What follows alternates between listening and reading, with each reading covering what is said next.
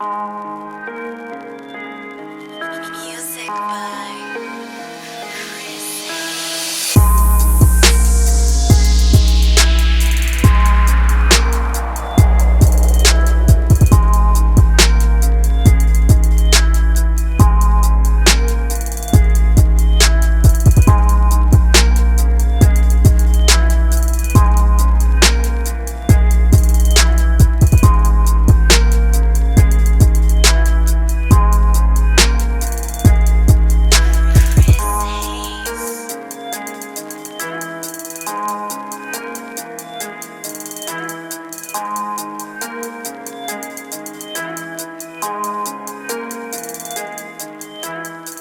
What's up guys, I'm RJ, welcome back to the channel. Today, got a special pair of Adidas. Yes, they're Ultra Boosts, but they're a little special. They're a pair I've been waiting on for quite a while. I special ordered them a while back through a service called My Adidas. If you're not familiar, every so often Adidas adds a silhouette to the My Adidas option on their website, and essentially you can customize the shoe, colors, materials, laces, tongue tags, etc.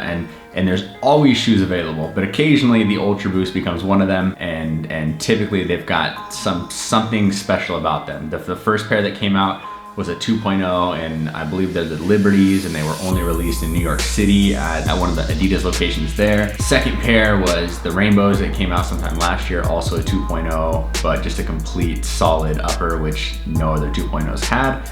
And this time they're being called the Xenos, and essentially they've got almost a reflective chameleon cage and heel cup, and why keep talking, let's dive right into the shoe. And there you have them right there, and yes, they have already been worn several times. I like them a little bit more than I expected to. I got them specifically to share with you guys. I wasn't even going to order them, and then something told me, hey, pick them up, do a video on them. They're a little different than a typical Ultra Boost, and we've never seen anything like them before. So with that said, here they are, the Ultra Boost Xeno. Unfortunately, it is a 3.0 upper. I wasn't a huge fan of 3.0s. I'm getting rid of damn near all of my 3.0s just because I wasn't a huge fan of the prime knit and the pattern and whatnot. I do like these, and it's because they feature something a lot different than anything we've ever seen before. And like I said, I have no idea if the camera's gonna pick it up, and I'll see afterwards when I edit it, obviously. The heel cup and the cage both feature what is called the Xeno technology. The tongue tag might even be a little bit reflective. There's no box tag because they are obviously one-off. You know, everybody who orders them gets to specify exactly what they want, and that includes everything from the upper was available in several different colors, tongue tag, laces, heel cup, boost,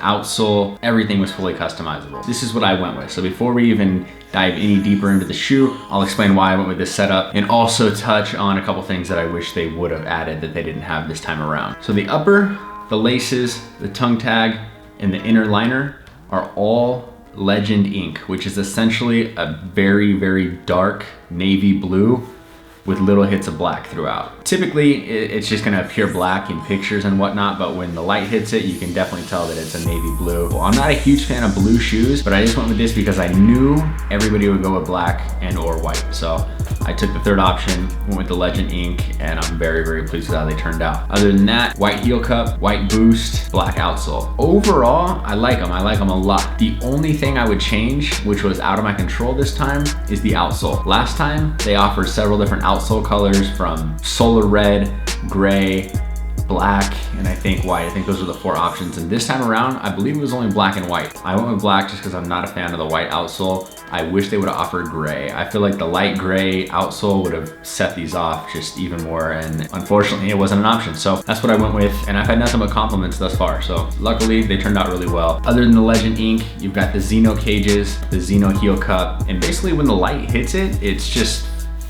rainbow colors just emit from it, and I'm not sure the exact technology behind it, but to me, I've always been into cars, and I know that there is chameleon paint jobs and iridescent paint jobs that do very similar things when the light hits it. So I think iridescent is the best way to describe it. I'm not exactly sure what they put over it or what the material is, but like I said, heel cup and cage both have it, both sides of the shoes, and it looks amazing, especially in pictures. I've seen pictures all over Twitter that people are just capturing really, really good images of this shoe. As far as sizing goes, I didn't show the box tag because there is no box tag. When Adidas does my Adidas shoe, they don't throw a box tag on it. Just a basic black Adidas box, which is a great change of pace. Obviously, I spoke in my last video how I'm kind of sick of the purple and yellow box, especially for when it comes to Ultra Boost. You know, I have so many pairs of them that it's becoming pretty redundant. It was nice to see the black box show up. I knew exactly what they were when they got here. And sizing. When the 3.0s first dropped, they were either ridiculously tight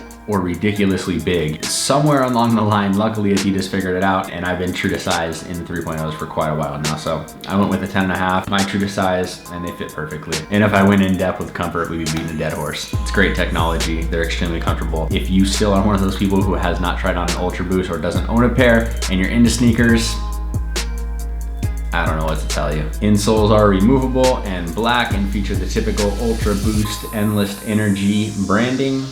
Bottoms are white as usual. Behind the tongue, you've got the typical size tag and the Boost branding. The Ultra Boost branding on the heel cup is actually debossed, so it goes in rather than being embossed. It's basically negative instead of positive. I think debossed is the right word. I could be completely wrong. Same Ultra Boost midsole. Nothing really special there, but it's exactly what you'd expect. Black Continental outsole, white Continental branding up top. White outer torsion system with a black torsion system plate. Comes up as always right underneath the heel right there. This time it's white. So just a quick review of the Ultra Boost Xenos. Sizing goes true to size. Comfort, it's an Ultra Boost, always comfortable. And colorway, Legend ink, little hits of black and white throughout. Very, very, very stoked with this pair. I'm glad I grabbed them. Initially I was like, if I don't like them, I'll just sell them.